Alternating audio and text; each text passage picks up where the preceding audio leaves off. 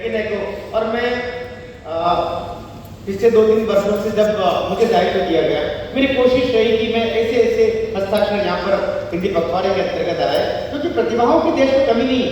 कवियत्रियाँ, मैं एक बात कहना चाह रहा हूँ इस मंच से, शायद ये बात दूर तक जाएगी और कुछ तथाकथित कवियों को खटक भी जाएगी। 2 लाख रुपए, 2.5 लाख रुपए कवियत्री ले रही है। एक कवियत्री 2 लाख, 2.5 लाख, और ये कवियत्री आपके बीच में यहाँ पर है। क्या ये किसी 2.5 लाख की कवियत्री से कम है? अगर ये 2.5 लाख की कवियत्रियों से भी बेहतर कवियत्री है तो एक बार ऊपर हाथ करके ताली बजाते हैं। अपने प्राण निकाल करके और आपके सामने रखने का हुनर, कला, कौशल, सामर्थ्य, प्रतिभा सब कुछ इसके पास में है। इसलिए मेरा एक कवि मित्र है, शायर भी कहना चाहिए, अजमेर का सुरेंद्र चतुर्वेदी। सुरेंद्र चतुर्वेदी का शेर ये बोल रहा हूँ, और ये शेर अगर कोई बच्चे, पढ़ने वाले बच्चे हैं तो कागज पर लिखना। सुरेंद्र चतुर्वेदी का शेर है, अजमेर का शायर है कि सिर्फ बहुत अद्भुत, माधुरी अद्भुत शेर है वो। सिर्फ रोशन दान से जितना नजर आया उन्हें लोग, वो कवि अच्छा, वो कवि अच्छा, वो टीवी पर दिख रहा है, हाँ उसे बोला, उसे बोला, हाँ वही कवि उसे बोला, उसे बोला। सिर्फ रोशन दान से जितना नजर आया उन्हें, सिर्फ रोशन दान से जितना नजर आया उन्हें, लोग सारी उम्र उसको आसमां कहते रहे। बहुत धन्यवाद। अब आप परिपक्व हो गए, अब आप अंतर्राष्ट्रीय कवि सम्मेलन के योग्य हो गए, क्योंकि ये समझ, ये वहां तक जाना चाहिए। उतना सा भर आसमान नहीं है, आसमान तो बहुत व्यापक है, आसमान तो बहुत विशाल है।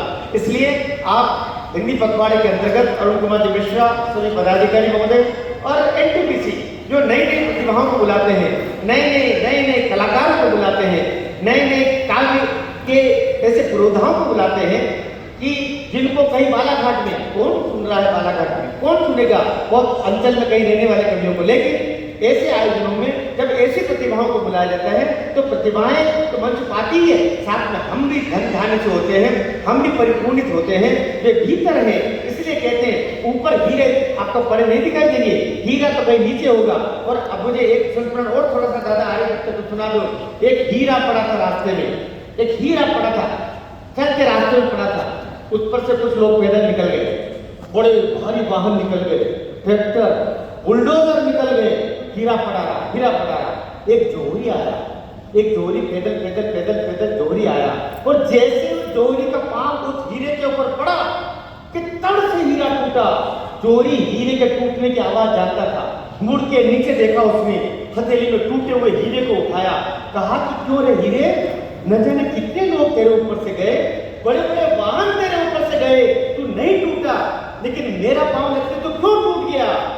हीरा जवाब देता है, वो आए थे, वो नहीं जानते थे कि मैं हीरा हूं, लेकिन तू तो जोहरी है, जब तू भी पांव रख के ऊपर जाने लगा तो मेरा दिल टूट गया। ये मेरे दिल टूटने की आवाज। इसलिए कलावंतों की सभा में अच्छी रचनाओं का, अच्छी कला की प्रस्तुतियों का सम्मान होना जरूरी होता है। मैं चाहूंगा कि इस समय पर मेरे पास दो विभूतियां हैं, लेकिन एक विभूति तक हम पहुंचे, उससे पहले मेरे पास में कारतूस भी है, कारतूस जी के हंसाने का काम करता है। मैं बीच में कभी गंभीर भी होता हूँ, कभी वापस अपने मूड पर आता हूँ, दोनों काम के बीच में ढूंढता रहता हूँ। एक अद्भुत कवि है जो शिक्षक है, और शिक्षक इन्हीं के देश भर में शिक्षकों के और विद्यार्थियों के जितने चुटकुले चलते हैं, मान के चलिए उनके 100% चुटकुले राकेश शर्मा के होते हैं। उन्हीं के मुख से कई सारी चीजें, जोरदार तालियां बजाइए राकेश शर्मा।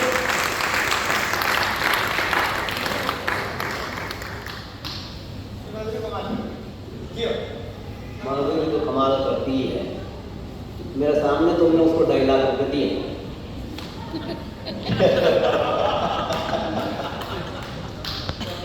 मेरे सपने में जंगल, हाँ जंगल में झोपड़ा, झोपड़े में मैं और प्रियंका चोपड़ा। ओहो ओहो, शुभकामनाएं। मेरे सपने में जंगल, जंगल में झोपड़ा, झोपड़े में मैं और प्रियंका चोपड़ा। कह रही थी काश अपने साथ मिश्रा जी होते। मैंने कहा मैं हूं तो सही। बोली तू तो मेरा भाई। भाई सुनकर मेरा सपना टूटा, उसके हाथ से चाय का कप छूटा और फूटा। मैंने सोचा अच्छा हुआ फूट गया, वरना मुझसे धुलवाती। इसलिए सपने देखना तो हमेशा घरवाली के देखो, वरना तुम देखोगे प्रियंका चोपड़ा के तो घरवाली देखेगी प्रेम चोपड़ा के। सही, बढ़िया है, तुम बढ़िया है। देखोगे प्रियंका चोपड़ा के तो घरवाली देखेगी प्रेम चोपड़ा के। इसलिए सपने देखो घर परिवार सजाने के, सपने देखो पत्नी को रिझाने के, सपने चांद पर जाने के देखो, भाखड़ा बांध पर नहाने के देखो, हल्के फुल्के सपने मत देखो, बीते कल के सपने मत देखो, सपने मत देखो 47 के पहले के, बिखरे बिखरे मेले के, ढलान और पतन के सपने मत देखो, गुलाम वतन के सपने मत क्या देखो। बात है, क्या बात गुलाम है। वतन के सपने मत देखो। सपने देखो कश्मीर की केसर के, सपने देखो पाकिस्तान पर प्रेशर के, सपने देखो ऊंची उड़ान के, खुले आसमान के, मान और सम्मान के सपने देखो, हमेशा जीत जाने के सपने देखो, देश पर मिट जाने के सपने देखो, देश पर मिट जाने के सपने देखो। देश पर मिटने की बात तो मेरे देश के नौजवान, मैं पढ़ाता हूँ स्कूल में, पढ़ाता तो क्या हूँ पढ़ाना का अभी इम्तिहान बात कर रही थी मैडम किरण। हमारे आप मन की बात लेके आजकल मोदी जी आ जाते हैं कहीं।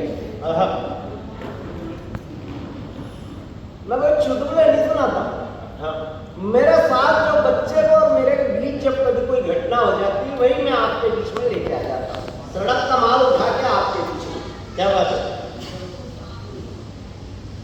मोदी जी आ गए, 11वीं बारी के बच्चे आत्महत्या कर रहे, फेल हो रहे। मोदी जी ने क्लासों में जाना शुरू कर दिया, टीवी लगाया हमने स्कूल में, बच्चों को 10वीं बारी के बच्चों को बिठा दिया, बच्चे सुन रहे हैं, मोदी जी बच्चों को हिम्मत दिला रहे हैं कि फेल हो जाए तो घबराने की आवश्यकता नहीं। प्रिय छात्र छात्राओं, आज असफल हुए तो कल सफल होंगे। आप आज अनुत्तीर्ण हो गए तो अगले साल उत्तीर्ण होंगे। हमारी डिक्शनरी में डिफिकल्ट नाम का कोई शब्द नहीं है। मोदी जी 10 बार बोले, हमारी डिक्शनरी में डिफिकल्ट नाम का कोई शब्द नहीं है। मैंने 10वीं की छोरों से पूछा डिफिकल्ट मतलब, जब डिक्शनरी में ही नहीं है।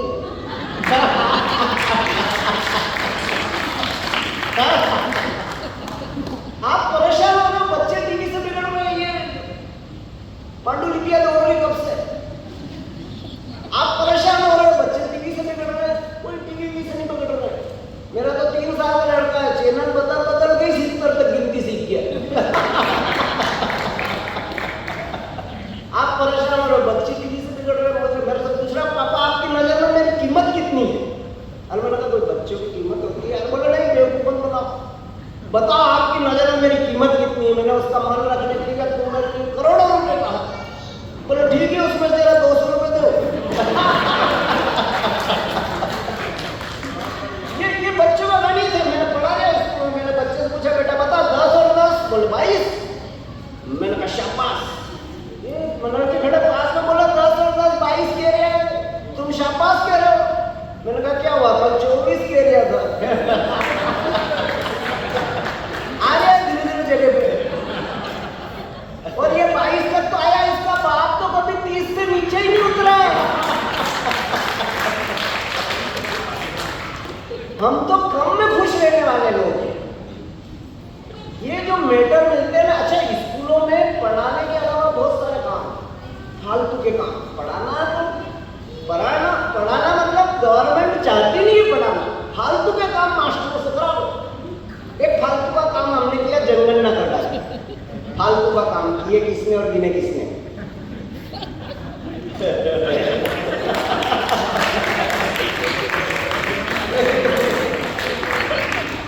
बढ़िया। अच्छा बच्चे इतने समझदार हो गए, वो कोई फॉर्मेट लेके कोई टीचर आपके घर भी आया हुआ था, वो फॉर्मेट का प्रोडक्ट देखा था आपने, कैसा था? रामलाल मुखिया, रामगली मुखिया की पत्नी, सुनील मुखिया का लड़का। सुनीता पुत्रवधू नहीं लिखना, उसमें लिखना पड़ता था लड़के की पत्नी। पोता हो तो पोता नहीं लिखना, उसमें लिखना पड़ता था लड़के का लड़का। भतीजे को भतीजा नहीं लिखना, उसमें लिखना पड़ता था भाई का लड़का। सब मास्टर स्कूल में बैठ के फॉर्मेट भर रहे, भाई का लड़का, लड़के का लड़का। स्कूल में सब बच्चे हमारा मुंह देख रहे हैं, क्या मास्टर रिश्ते नाते की बात कर रहे हैं। मेरी क्लास में 2 सगे भाई आते, मैंने उससे पूछा ये तेरा कौन है? बोले मेरे बाप का लड़का।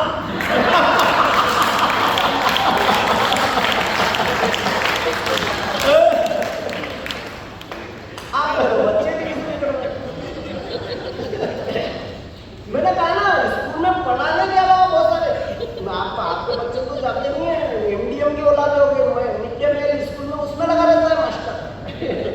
मैंने स्कूल में एक दिन वो स्कूल में मेरे वो औरत आई नहीं रोटी बनाने वाली, मैंने बच्चों को केले बांट दिए तो कलेक्टर साहब बहुत नाराज हुए, बोले मास्टर साहब ये क्या कर रहे हो तुम, सरकारी योजनाओं का माफक उड़ा रहा हो। तब से मैं बच्चों को ही 100 का नोट देता हूँ, जाओ अपनी पसंद की सब्जी ले आओ। मैंने बच्चे को 100 का नोट दिया, वो जाकर के आलू ले आया, हमने स्कूल में आलू की सब्जी बना दी। अगले दिन फिर मैंने बच्चों को 100 का नोट दिया, वो जाकर के भिंडी ले आया, हमने स्कूल में भिंडी की सब्जी बना दी। अगले दिन फिर 100 का नोट दिया, वो पालक ले आया, हमने स्कूल में पालक की सब्जी बना दी। एक दिन मेरे पास खुले पैसे नहीं थे, उस टाइम 2000 का नोट चलता था, मैंने उसका 2000 का नोट दिया, पट्टा मुर्गा ले आया।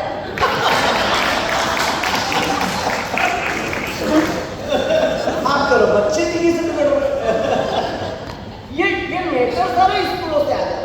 मेरे गांव में जो पढ़ा वो सरपंच साहब मर गए। अच्छा आज से 30 साल पहले 35 साल पहले मैं स्कूल जाता था। आपने भी आपकी उम्र मेरे हम उम्र के लोग हैं बहुत सारे। आज के टाइम 35 साल पहले कोई बच्चा स्कूल नहीं जाता था तो 4 मोटे मोटे लड़के आते थे स्कूल से, 2 हाथ पकड़ते थे, 2 पैर पकड़ते थे, उठाकर टमाटोली करके स्कूल ले जाते थे। दोनों हाथ पकड़े, दोनों पैर पकड़े, उठाकर स्कूल ले जाते थे। ये व्यवस्था थी 30 साल पहले 35 साल पहले। पर अभी मेरा छोटा सा शहर है बदनावर, उसके बस स्टैंड पर देखा मैंने 4 मोटे मोटे लड़के आए, एक को उठा के स्कूल ले जा रहे, दोनों हाथ पकड़े, दोनों पैर पकड़े, उठा के टमाटोली करके स्कूल ले जा रहे। मैंने कहा भाई यार ये छोरा स्कूल नहीं जाता है। बोले ये छोरा नहीं है, ये मास्टर है।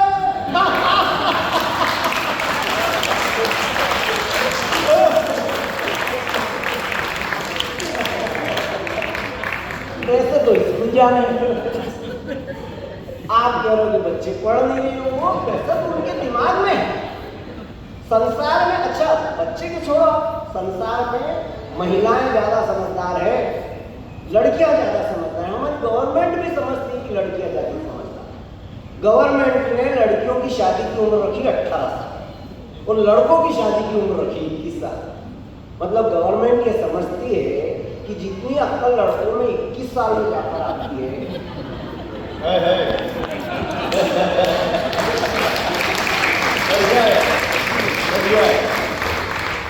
गवर्नमेंट ने लड़कों की शादी की उम्र रखी 21 साल, लेकिन उसकी वोट देने की उम्र 18 साल ही रखी। मतलब गवर्नमेंट ये समझती है कि 18 साल में ये देश तो संभाल सकता है।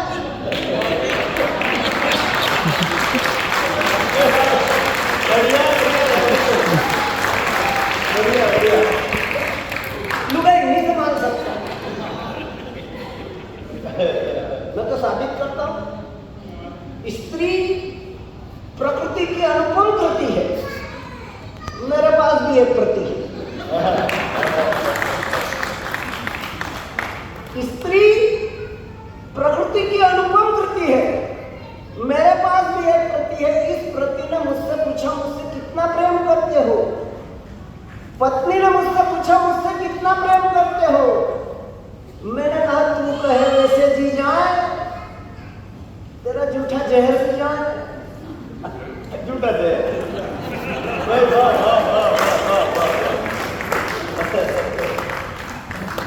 मैंने कहा तू कहे वैसे जी जाए, तेरा जूठा जहर पी जाए। जूठा जहर मतलब पहले तू पी, फिर उस गिलास में मैं पीऊं, तेरा अनुसार जीऊं। बोले मजाक मत करो, सीधी तरह से बताओ मुझसे कितना प्रेम करते हो। मैंने कहा ढेरों। बोलो कि तेरे प्रेम में ऊपर चढ़कर गिरकर मरता हूं। मैंने कहा नहीं, मैं तो अमर प्रेम करता हूं। बोलो कि तेरे प्रेम में ऊपर चढ़कर गिरकर मरता हूं। मैंने कहा नहीं, मैं तो अमर प्रेम करता हूं। बोली अमर प्रेमी, चलो अच्छा मैं मर जाऊं, मैं भवसागर कर जाऊं तो तुम्हारा क्या होगा?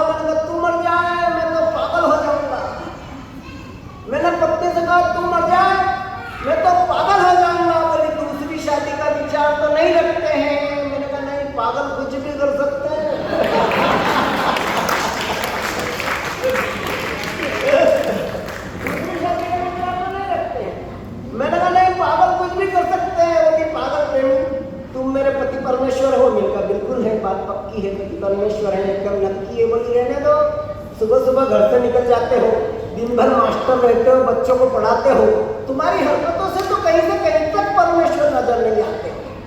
बीबी अड़ गई, सुबह सुबह लड़ गई।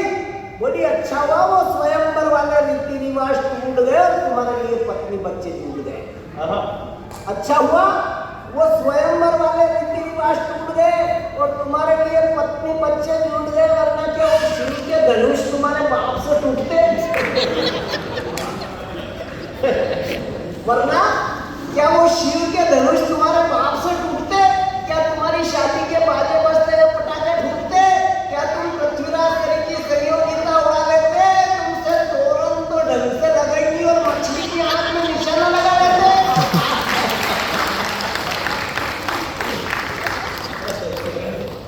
मैंने पत्नी को समझाया, हमेशा लड़ा करती हो, देखो पति पत्नी का साथ तो 7 जन्मों का होता है। बोले इसको 7वां ही समझो। जब पत्नियां ज्यादा समझदार है तो क्लियर है। मेरे पड़ोस के पति पत्नी लड़ झगड़ कर कोर्ट में खड़े हो गए, बोले तलाक चाहिए। जज साहब ने समझाया, वकील ने समझाया, समझ में नहीं आया तो जज साहब ने बोला ठीक है तलाक मंजूर, कल से अदालत। पति बोला हमारे पास संपत्ति बहुत है, संपत्ति का क्या करे? बोले संपत्ति आधी आधी बांट लो। ठीक है संपत्ति आधी आधी बांट लेंगे, हमारे बच्चे भी है, बच्चों का क्या करे? बोले बच्चे भी आधे आधे बांट लो। पति लगा के बच्चे 3 है, आधे आधे कैसे बचेंगे? अब जज साहब सर बुझाने लग गए। जज साहब को समझ में नहीं आया कि 3 बच्चों को कैसे बांटे। तो पत्नी ने देखा कि जज साहब परेशान हो रहे हैं, 3 बच्चों को बांटने का फैसला नहीं कर पा रहे हैं। पत्नी से जज साहब की तकलीफ देखी नहीं गई, उसने पति का हाथ पकड़ा, बोला चलो साल भर बाद आएंगे।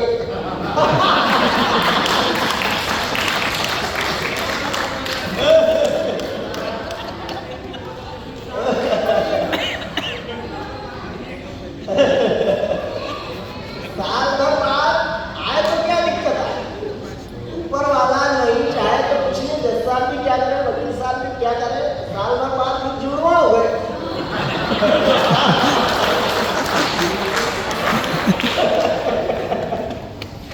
सारी चीजें आपके हाथ में। मेरे को देखो कुछ चीजें याद आ जाती है देख के।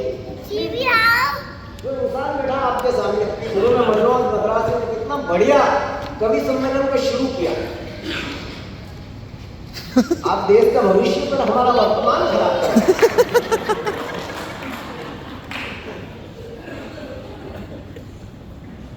बहुत अच्छी शुरुआत की भाई मनोज ने। क्या वीरस की कविताएं पढ़ी, सभी क्या डॉक्टर शंभू सिंह जी मना रहे, क्या टीम जुटाई है। मैं डॉक्टर साहब के सम्मान में आपसे एक निवेदन करना चाहता हूँ कि जोरदार ताली उनके सम्मान में इसलिए लगाए कि उन्होंने आपके बीच में इस तरह से बहुत बड़े कवि है, बहुत बड़े कलाकार हैं, क्या बताएं। प्रोफेसर है कॉलेज में, हम तो मास्टर हैं, बड़े कवि, हम छोटे कवि। यूँ समझे कि ये 500 का नोट है, अपन 10 का नोट। हालांकि जितने नकली आए वो सब 500 ही आए हैं।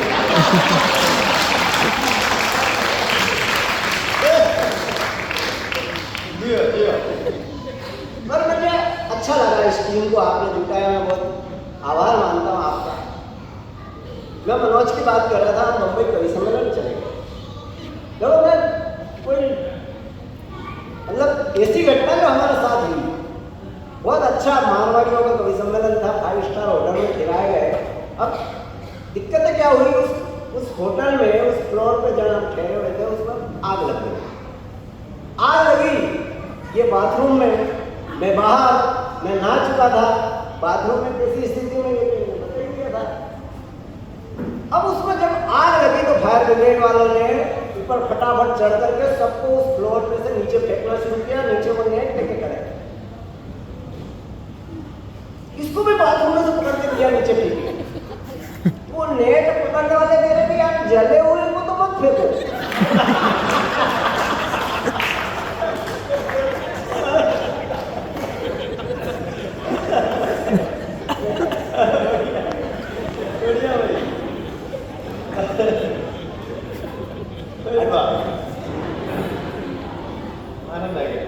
अच्छी कविता बस आखिरी में रहे।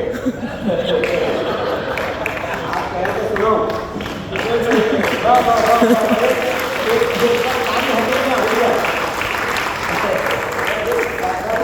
दिया वो होने को भी आया। तो मैं एक आध अच्छी कविता सुनाता हूँ।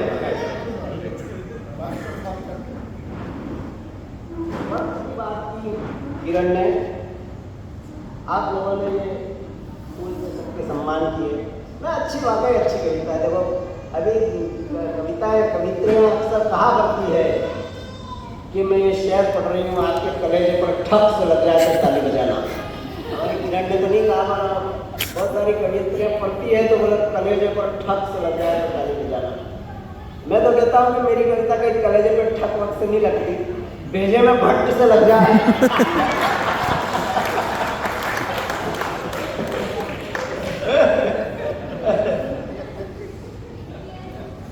पर अब ऐसी कविता पढ़ने वाला हूँ जो कलेजे पर ठक से लगे।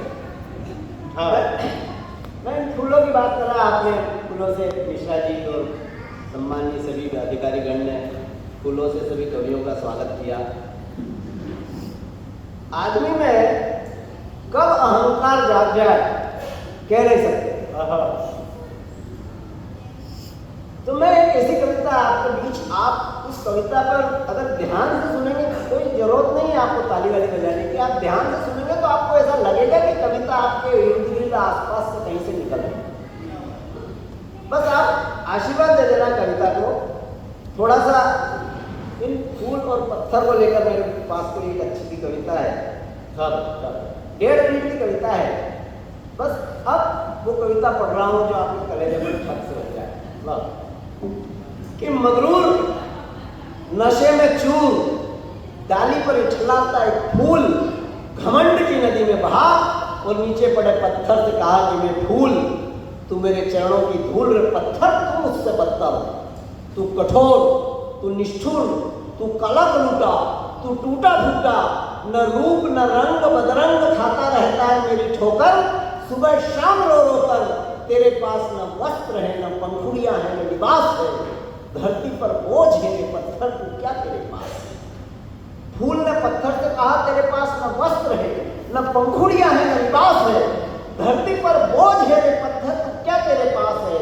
कसमसाया फूल पत्थर, कसमसाया पत्थर फूल के अभिमान पर, उसके दोष पर चुप रहा मगर मन में सोच कर, इतने में घुड़सवार कला का पुजारी मूर्तिकार कहीं से आ जाता है।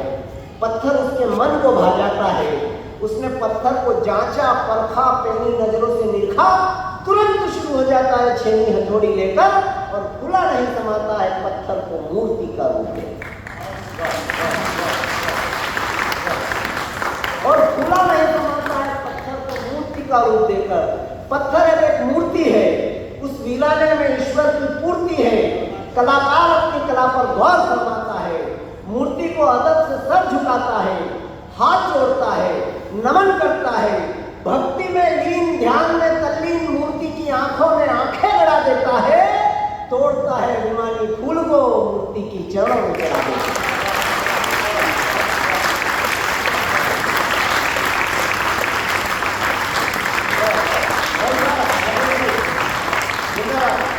तोड़ता है अभिमानी फूल को मूर्ति की चरणों में चढ़ा देता है।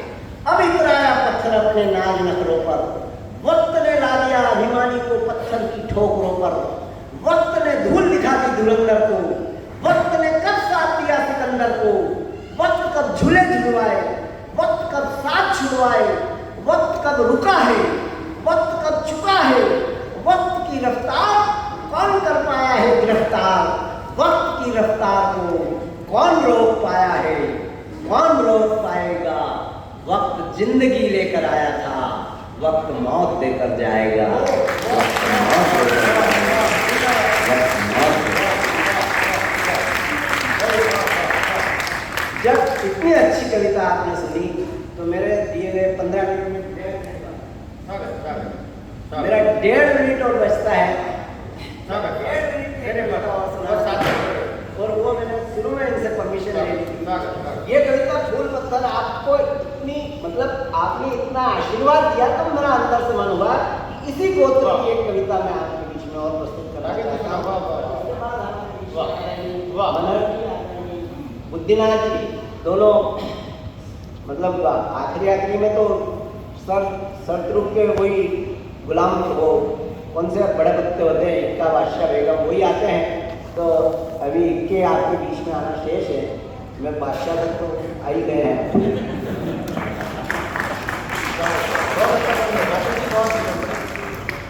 तो हम पर यह आक्षेप लगे अभी भी कि सनातनी परंपरा का ये भारतवर्ष हम असहिष्णु हो गए। हम पर यह आक्षेप लगे भारत में रहने लायक स्थितियां नहीं बची। हमारे देश के उपराष्ट्रपति ने ये शब्द, उपराष्ट्रपति रहे हामिद अंसारी, उनने कहा कि देश में रहने लायक स्थितियां नहीं बची। बस 1.5 मिनट की कविता पढ़ता, हम असहिष्णु कैसे हो सकते हैं? हम तो चींटियों के लिए आटा निकालने वाले लोग, हम अशांति फैलाने वाले कैसे हो सकते हैं? श्राद्ध में कौवे के लिए ग्रास निकालते हैं, गाय के लिए निकालते हैं, कुत्ते के लिए निकालते हैं, हम जानवरों तक का ख्याल रखने वाले लोग, हम अशांति कैसे फैला सकते हैं?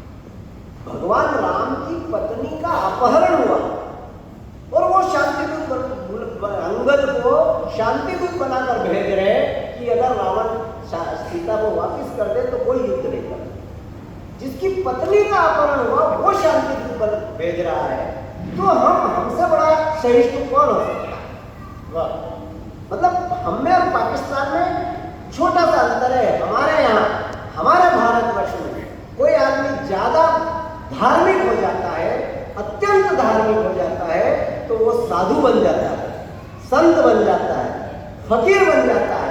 लेकिन पाकिस्तान में अगर व्यक्ति कोई ज्यादा धार्मिक हो जाता है तो वो आतंकवादी बन जाता है।